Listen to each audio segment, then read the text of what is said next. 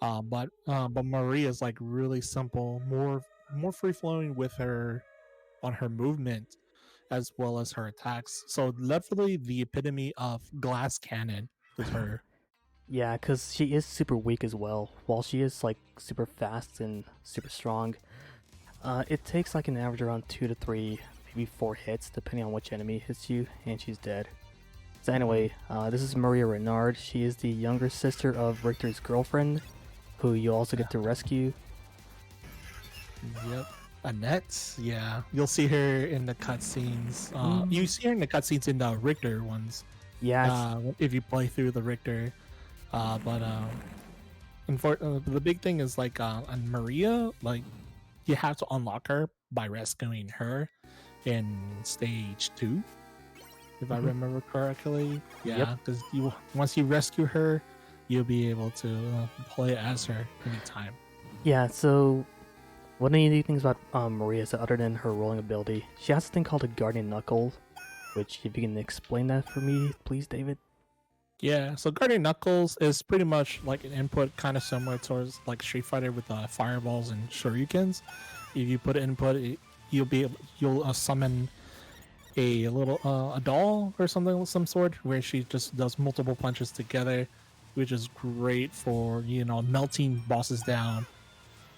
Comparing this to like CV4 with the cross, we're having the triple multiplier for crosses. It's definitely like one of the great ways to beat the bosses in the game. I call it Stan for any JoJo fans. I'm sorry. You're right. You're I started watching the show like a year ago. I'm like, yeah, that's definitely a Stan. Yeah. Like, prove me wrong. No, you got it right. You're right. That is the Rondo of Blood is probably one of the most animated game in its time, besides everything else, other Castlevanias. So we're just like, yo. But yeah, here we in stage 2, 2 dash, pretty much the alternate stage. We're going to be experiencing a glitch in this game here, where Nice Guy will be trying to get a frame perfect freeze with the turtle. I messed it up, but I didn't die. Oops. Wow. But I messed that part up. Whoops. Yeah. So what you need is the turtle here for this trick. The trick is to get at a certain pixel where you want to get the pixel where Maria's feet will be landed. Yeah. And it'll trigger a cutscene where she'll just be walking on water. Like Jesus, basically. Yeah. But in order to obtain it, he has to be the pixel has to be near where the life bar is at. So, but because it fails, you have to take the old-fashioned route. So the only thing you have to deal with now in this stage, as compared to if you get the water walk, is the mermaids, which spawns randomly at times. So you taking a damage. Obviously, you don't want to take damage as much as you can. You could take some of them, but if you do take any damage, you want to be crouching while taking the damage. That way, it'll mitigate the knockback that Maria will be getting. If you're standing, you'll take knockback, and as you've seen earlier, you take a knockback, you could actually fall over the boat, as opposed to when you're crouching, you just like kind of stay still. Yeah, that's kind of why I was a little bit panicking there for a moment, because if you get hit, you're gonna get knocked out, which happened earlier, fortunately. Yeah, keep in mind, this game does have different controls compared to Castlevania 4, so it takes a little bit of time to adjust to kind of getting used to which one's the jump button and the attack button. Anyway, this is a giant purple skull dude, which if I had my turtle here, I would have easily killed it, as silly as it may sound. Using a turtle for running this game, but it's Rondo Blood. It's a silly game right here. Yeah. So for this one, it's like kind of like, I wouldn't say like a sub boss, but you just need to hit the 3 eyeballs right there in order to advance onto the next screen. Yeah, so right now we don't need to use our turtle. Not if I had it, I wouldn't have to worry about it anymore. So for this part, I'm gonna try my best to. Yeah, there it is. So what I did over there is I used my birds to roll past that gravekeeper, without slowing down, and I basically used a secret entrance over here in order to get to the boss fight, which is Dogather, the worst boss fight in my opinion. I agree with that, including it, and it kind of sucks that also on the Richter mode as well, because he'll be just floating around time to time.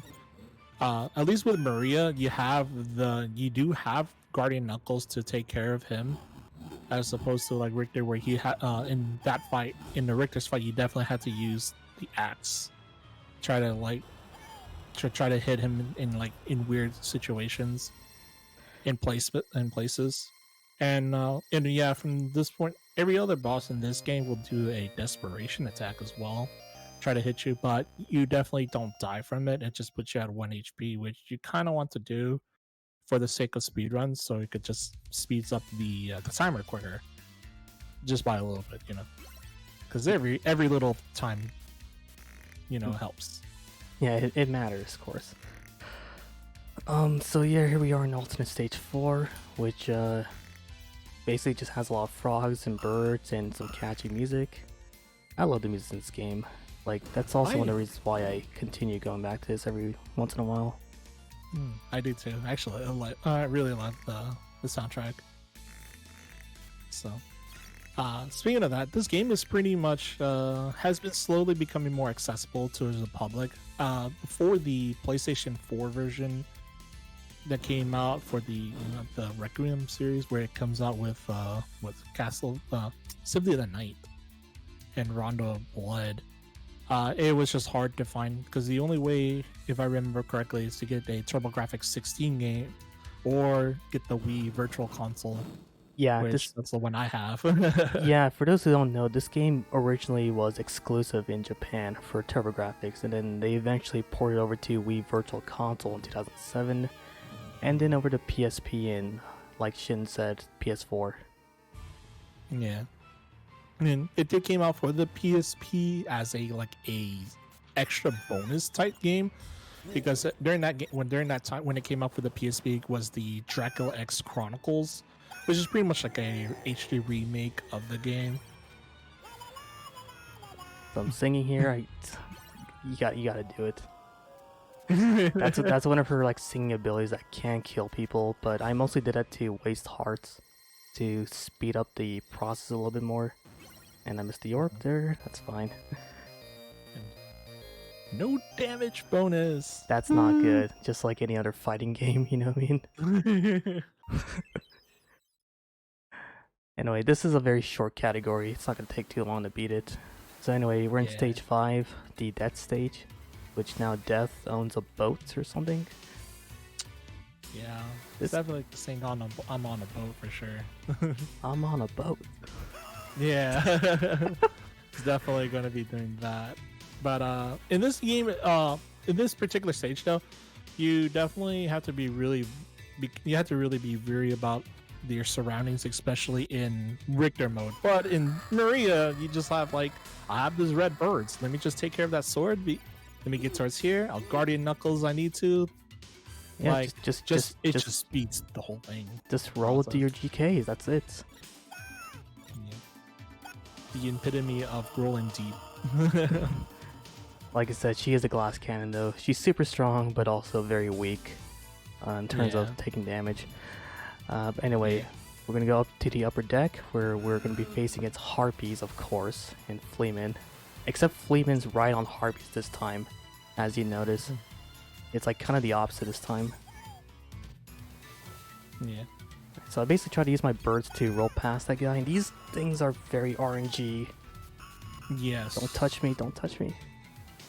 Yeah. RNG base is it's definitely a lot. There's definitely a lot more RNG based on this stage, including the death fight coming up right here. Luckily, there's a couple of things including a chance to get your sub weapons just in case you mess up in this fight here. gonna get the dragon here. This gets the dragon's a really good sub weapon for Maria to take care of anything horizontally in the top half of the screen. So scythes will randomly appear here Hmm. in this fight. Now for the death fight here, I basically want to hit him with these dragons. And the weirdest thing is to get a critical, you need to make sure the talons in your dragon hit him in the head. It's really weird. But anyway, we got him in the first phase.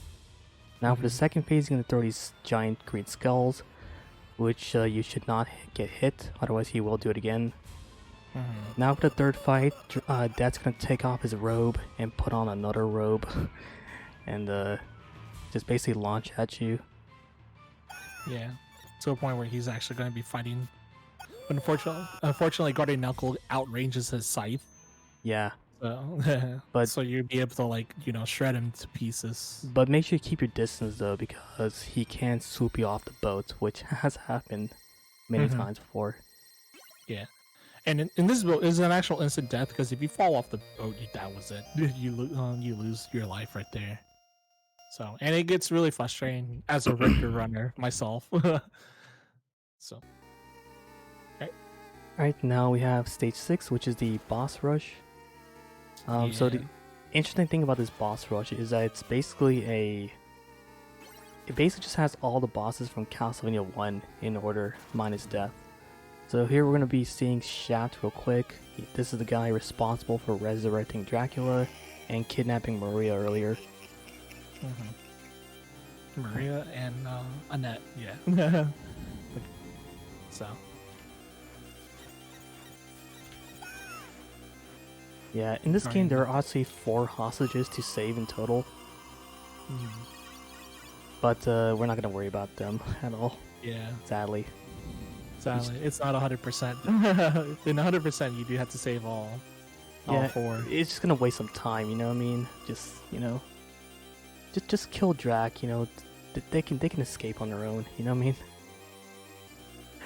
Anyway, so first with the giant bat, then comes the Medusa, now comes the mummy. Again, this is the entire Castlevania 1 boss in order. And as you can see, Maria decimates them with the Guardian Knuckle. Because it's just the best. Alright, who do we have here? We got Frankenstein's monster, which can easily grab you, but as long as you avoid him. Frankenstein's pretty telepathic. Well, you can actually predict his move, because that's all he does is like lunges and then throw rocks. But yeah, literally Maria just like I like how Maria just dances every time Shaft appears. That's like scripted right there. I don't know why it happens. Anyway, Death died earlier, so we don't get to fight him. Yeah, this time we just fight Shaft. And he'll start spawning like really different attacks, but you know, GK, you know, Guardian Knuckles is just a good. Fun fact: Shaft in this fight, okay, all the bosses do desperation attacks. Unfortunately, Shaft is the one that you have to be careful with, because his desperation attack actually does kill. So you know, especially if you're like a speedrunning and need to like wither your health a little bit down. Definitely be wary of that, because you know, a surprise death and then you have to fight Shuffle again. I'm like, well, yeah. You don't want that. Now comes a classic bridge again, just like every other CV game, except this one has giant bats. Sometimes they'll carry giant swords, which I don't know who came with that idea. And only one appeared. Oof. Some good RNG there. Yeah. Yeah, but I mean, it's always cool to showcase, like, oh look, a giant sword, a giant bat with swords. Like, how often do you see things like that? Anyway, this is the Clock Tower stage, mandatory of course, but it's kind of a joke as Maria. Yeah, you'll be able to clip through the gears with Maria for sliding down, because her hitbox is like pretty small. And with the turtle that he has in hand, you'll be able to clip through some of the platforming. Yeah, and the double jump ability, which is super broken. Or it is the definition of broken, because you just saw me breeze the entire screen. I'm gonna take an intentional boost there, so Maria can slide past those guards. Yep. her double jump even close to the walls to the platform there. So he was like, "Man, that's all I need to do."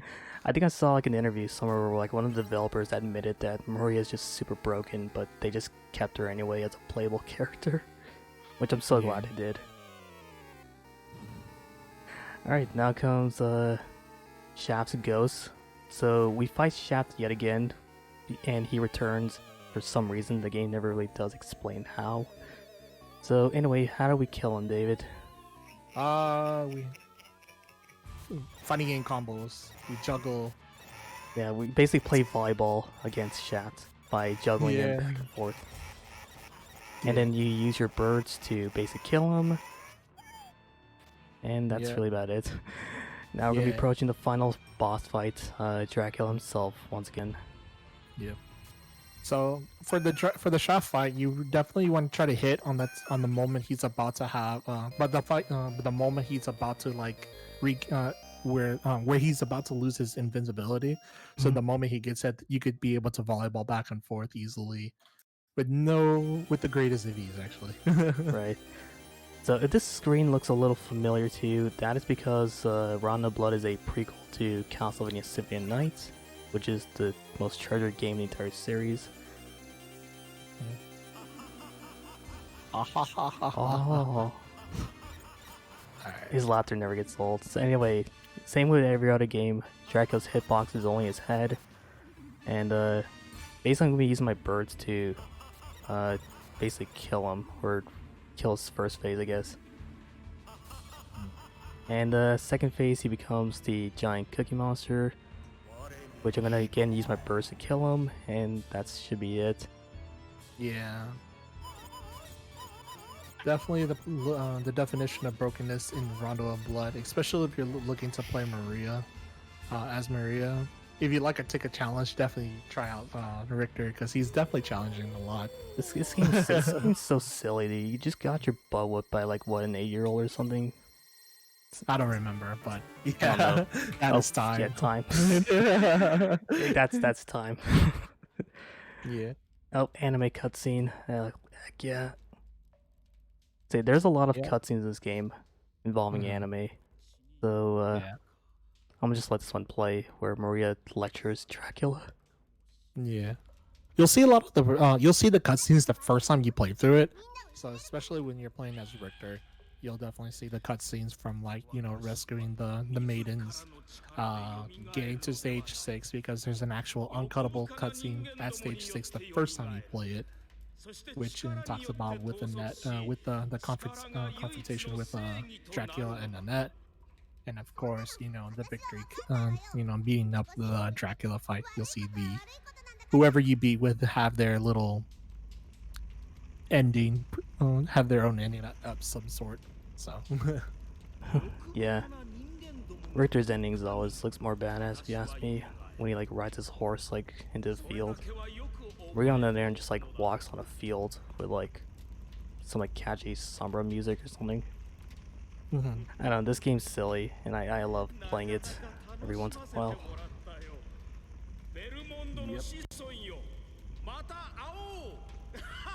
Mata ao. Anyway, thank you so much RGL for letting me run both CV4 and this game. Aside from